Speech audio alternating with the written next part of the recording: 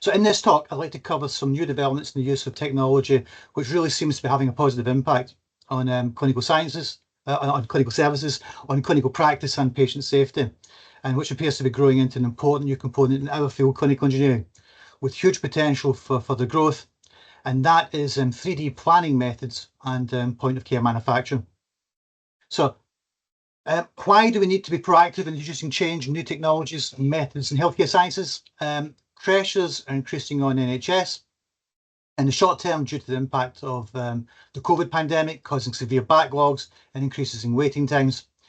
But we also, however, have an ageing population with increasing numbers living with long-term conditions with multiple morbidities. A lifespan has increased significantly, but a health span not as much, resulting in increasing pressures on NHS resources. The most promising tool we have to address these pressures is the effective adoption of technology into healthcare systems to improve outcomes and cost effectiveness. So what are these promising medical technologies we should be looking to translate to service? I mean, here's a list that you'll find in several NHS strategy documents. In green, we've got the pharmaceutical and biologics-based technologies, the ABS, NIB drugs, mRNA technology, and the huge range of genomic methods and point-of-care testing. In blue, we have the set of data capture and analysis techniques, technologies including AI, network devices, wearables, etc. And in red, I've grouped a final category, which can be labelled 3D medtech. That's virtual reality, augmented reality, and 3D printing and bioprinting. It's this final category that this talk relates to. Now, 3D models, patient-specific devices, virtual reality, bioprinting, they can all be grouped together since they generally share a common practical workflow for producing and applying them. For a specific patient to aid a specific procedure, you would start with a set of medical images, and from these you carry out the process of segmentation, which is identifying and isolating the tissues and organs of interest. And then from here, you would then create 3D surface models. These are digital representations of the tissues which describe the 3D dimensional morphology of the tissues. So the patient's anatomy is captured in digital domain for further processing. And the 3D surface models can then be used to create several things, several outputs. One is 3D models, which can be either virtual or 3D printed physical models. And these can be used in surgical planning, point of care manufacture, patient devices, in training, education, and in patient communication. So multiple uses of them. The surface models can also be exported to computer design software and used then to create patient-specific devices for use in surgical procedures, cutting drilling guides, custom implants, or for orthotics and prosthetics production, for instance. You can also export the models into virtual reality or AR environments or augmented reality environments with similar applications of planning, training, and education. And finally, you can use the physical structure of the patient's tissues captured to create synthetic functional tissues for replacement of auto and allografts and ultimately the whole organ replacement. Now, in the case of bioprints, you also need a host of other data along with just physical structure. So bioprinting is a far more complex process than others, and it still therefore has a long way to go to enter widespread clinical usage. The others, however, have very much been applied now, and the use becoming more widespread. Why introduce 3D methods and additive manufacture into surgery? What do they add? What are the benefits? Now, if you carry a review of publications on the topic of 3D printing in surgery, you'll see some very interesting statements being made. For instance, first reference, if your surgeries last 4 to 8 hours, they were on average reduced by 1.5 to 2.5 hours when anatomical models and patient-specific instruments were used. Second reference, on average 62 minutes saved in theatres when using 3D printed models and 23 minutes when using surgical guides. And in the third reference, a reduction of procedure times of 20% and blood loss of 25%. Now, similar statements on quite dramatic reductions in procedure times and on improved outcomes, such as reduced hospital stay, appear repeatedly in the literature. Now, the robustness of these statements is still open to question. The statement from NICE currently is the evidence is still weak and further studies are required. However, the evidence is building and it isn't stretching the bounds of credibility to say that when carrying a complex procedure, if you better understand the problem, if you plan and simulate ahead of the procedure, and produce tools designed for the specific patient to help you in the procedure, then you could very well save time and produce better, more accurate outcomes. So how can we apply these techniques to obtain similar improvements and efficiencies and outcomes within the NHS? In Salford Royal, we started applying medical image processing, combining it with 3D printing in 2016, and we've slowly been building up expertise and equipment. In mid-2022, we started the 3D Spin project, which is the 3D surgical planning innovation. And this was a steering group of 5 surgeons and anaesthetists with R&D and technical support from myself and 5 clinical scientists working within clinical engineering. The purpose of the project is to increase the uptake of 3D methods in surgery, to innovate new methods, and to collect data on costs and efficacy to support and develop a sustainable service ongoing. And the project's bottom-up development is based on the current needs of our surgical teams and patients. The project's engaged in the following main clinical applications: difficult airway planning, especially for patients with mucopolysaccharidosis, custom positioning for prone neurospinal surgery, anatomical model and patient-specific instrument production for orthopedic surgery, planning models for renal and endocrine surgery, tumour surgery, and digital models for use in neurosurgical navigation systems, that's specifically diffusion tensor imaging-based tractography models. Since 2022, we've supported planning tool and custom instruments for over 200 surgical procedures, with demand and range of applications increasing year on year. So I'd like here to provide a little more detail on some of these applications, and hopefully there'll be some techniques used which could potentially be useful in your own field of work and hospitals. So the first application I'll talk about is difficult airway planning. Now, difficult airway can be due to physiological issues, but here we're interested in modelling anatomically difficult airways, where the patient's airway has a structural issue which makes intubation difficult. And that includes stenosis, tortuosity, and associated malacia. Malacia is a softening of the tracheal wall, which, because it becomes slightly floppy, and that could cause a narrowing of the trachea and a more tortuous trachea, which makes that intubation very difficult.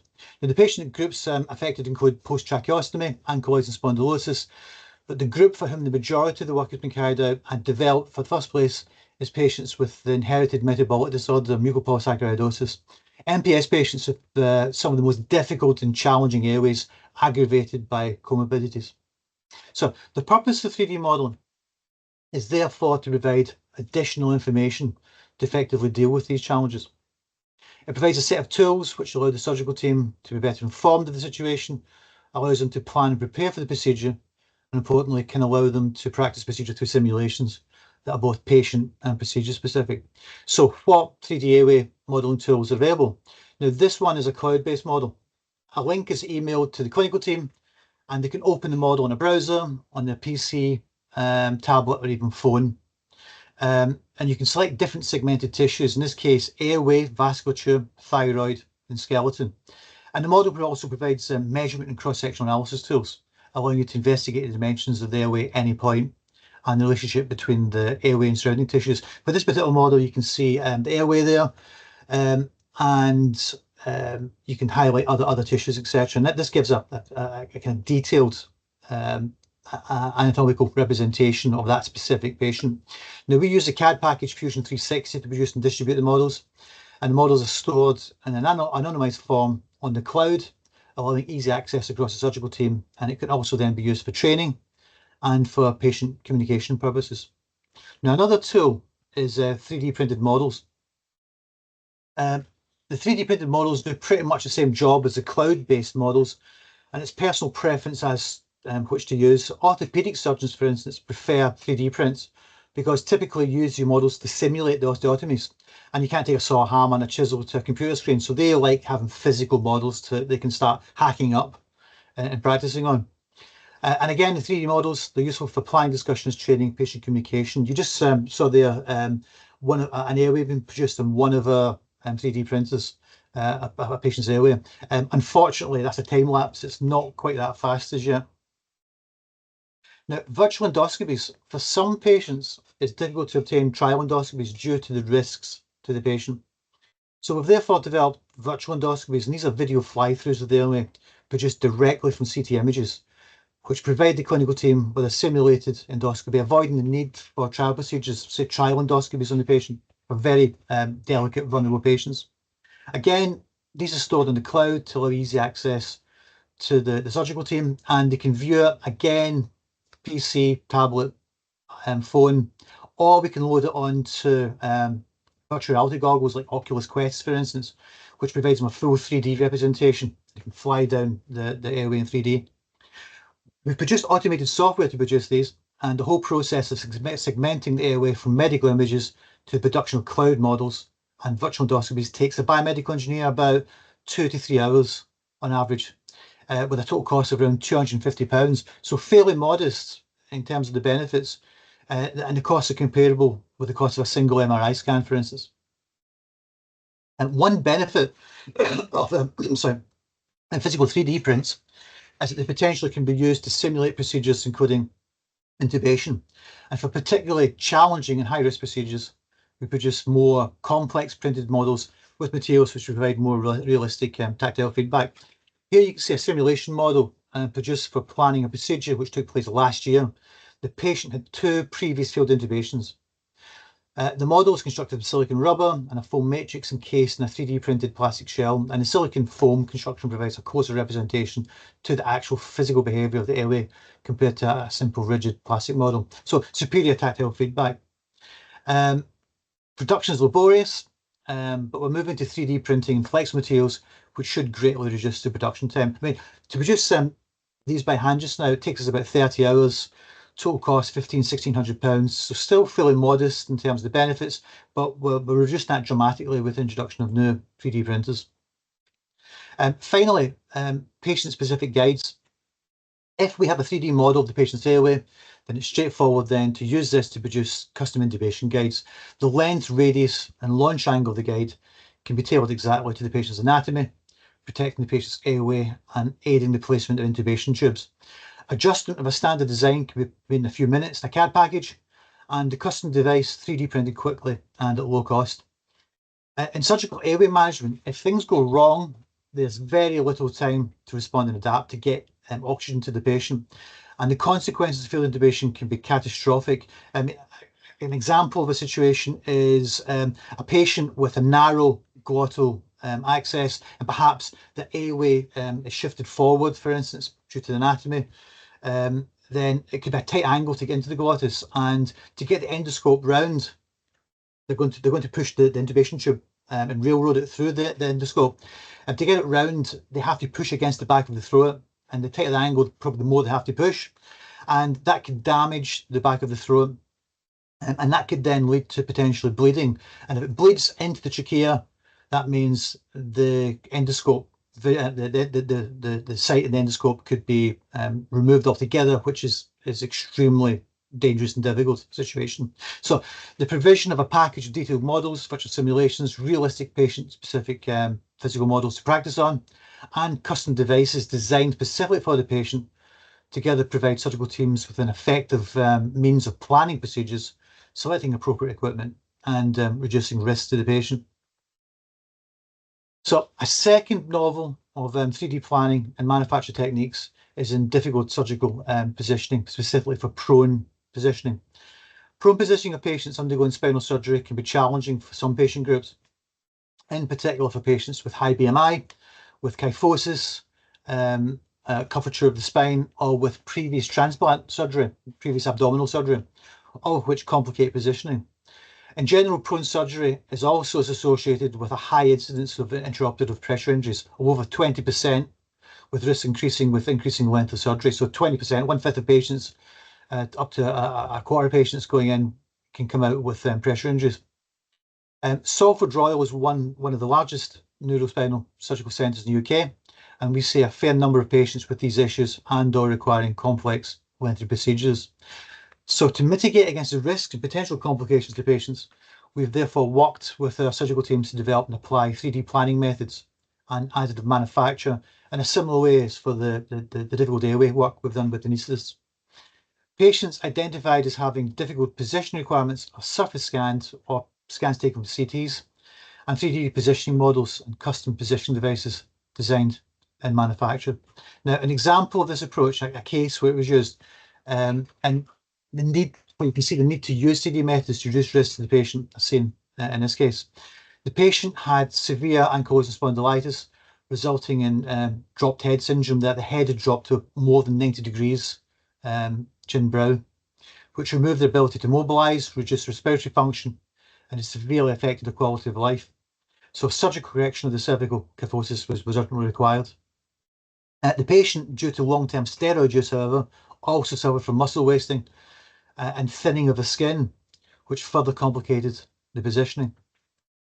So the challenge of the position were that due to dropped head syndrome, her head would be below her heart through the procedure, and this could lead to venous congestion and raise into cerebral pressure and put the patient at high risk of retinal damage and possibly permanent blindness. If over long surgeries, if the head is below the heart, and especially the retina is below the heart, the patient's at the risk of blindness due to this retinal ischemia, and also increases the risk of stroke with the increased cerebral pressure. Now, to address this, we scanned the patient and modelled various orientations to ensure head above heart, and this required the patient to be raised to a minimum of 40 to 50 degrees from the horizontal, which is well in excess of what standard operating tables are capable of. So we therefore designed a polycabinet platform to produce the required up to 50 degree reverse Trendelenburg, head above feet in position. And given the length of the procedure, over 10 hours, the patient was at very high risk of pressure injury. So to mitigate against this, we designed a soft gel pad for the chest and abdomen, contoured to the patient's body, designed to fit the patient exactly, and also a gel pad for the buttocks. At 40 degrees elevated, the patient is going to slide down off the operating table otherwise.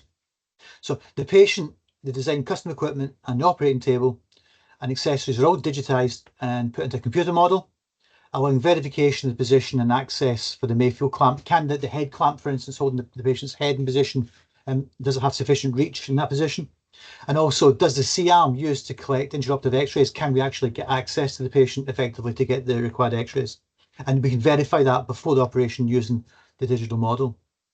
On the left, you can see the computer model, and to the right of this, the actual patient position used during the surgery. On the far right, you can see the gel pad contoured to the patient exactly, that minimize the surface pressure to the patient during the procedure to try and protect the skin. The 10 operation was successful, and to the surprise of the surgical team, the patient had no apparent pressure injuries whatsoever, given the extreme delicateness of the patient's skin, showing the effectiveness of the method even with extreme challenges such as this. This slide shows a variation of this approach. In this case, the patient had a previous kidney transplant. Now, typically, a transplanted kidney is implanted lower down the abdomen in the pelvic fossa, so way down next to the pelvis, directly under the hip supports, unfortunately used in spinal position, and that leads to a significant risk of pressure injury in spinal surgery in patients with kidney transplants. So to avoid this, we scan the patient, including CT scans of the transplant location of the kidney itself, if available, and then design custom hip supports designed to offload pressure from the transplant. And the gel supports are produced from 3D printed molds, contoured to match the patient exactly. And the same approach can be applied for patients with hernias, breast implants, or for patients with body forms that simply aren't supported adequately by the generic one-size-fits-all pads available commercially. So you can see that patient, that's the patient surface scan taken, we've produced a gel support that offloads pressure away from that delicate transplant kidney. Now, the final application I'll discuss is anatomical model and patient-specific instruments for orthopedic surgery. These are typically requested for, again, more challenging, difficult procedures, hip and knee revisions, malunions, spinal deformities. The surgical plan osteotomies is first carried out in PAC software, design software, and from this plan, we would then produce 3D printed models of the bones affected. And this include before and after surgery versions. Now, this one shows a knee model. What's happened is the knees come in for a revision. The implants failed, possibly due to the bone deteriorating further or infection. So we produce the model and send the surgeon a hyperlink, and the link opens up the model, and the browser is shown here. So similar to difficult airway planning. And the surgeon again can move the 3D model and remove bone, cement, or metal functions. White, you can see the femur, tibia, etc. And the red material is the cement, which is packed in. Once the old implant's removed, it's an antiseptic cement put in just to clear up any infection in preparation for the new implant going in. Now, the software also allows the surgeons to look across cross-section of the anatomy and to carry out measurements using built-in rulers. So it's a very useful tool for them. Also useful are patient-specific instruments, custom tools such as cutting and drilling guides designed specifically for a patient procedure. We designed and manufacture cutting drilling guides for corrections of a number of upper and lower limb malunion corrections. And the process typically involves taking the uninjured limb side and mirror imaging it to act as a template. And we then plan the osteotomy around it and realignment of the injured bone. And this shows a plan for distal radius malunion. The patient's fallen, broken their wrist, and a malunion's formed on the wrist, so a surgical correction is required. Once the virtual plan is complete, we export the models in design software to produce effective surgical guides, cutting drilling guides. And the software automatically calculates where to place the drill holes before the cut's made, such that when the osteotomy is carried out, the bone fragments move into final position, the drill holes line up correctly with the selected plate. On the left is a device model designed to conform and fit neatly to the bone in a single position, ensuring accuracy of the cut and drill holes. And on the right is a finished guide, and this is 3D printed in titanium metal, a material which is both strong and biocompatible. And that eliminates the issue of waste material being left in the wound after drilling and cutting, potential issue with plastic guides. The cost of the 3D prints was just over £100, and we've recently reduced this to just £10 with a new set of biocompatible plastic designs. But the typical cost is typically around about £500 for in-house production of these guides. We provide the surgeon with 3D printed models, the injured bone and mirrored image on the injured side as a reference, and then the surgeon can use these models along with the final guide to simulate the procedure and verify that the guide performs as expected. And you can see that taking place here.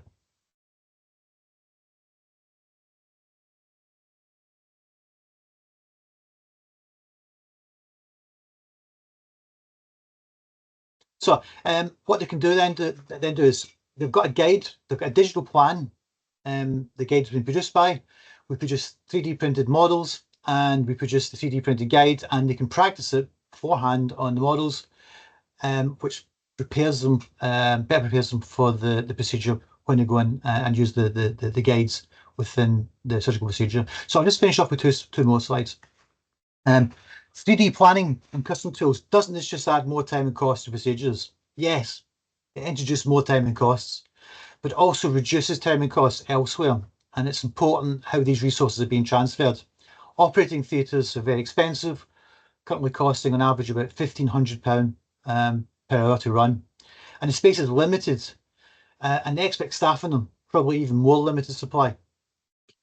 So a biomedical engineer with a desk, PC, software, and some 3D printers and consumables comes in at about £50 an hour.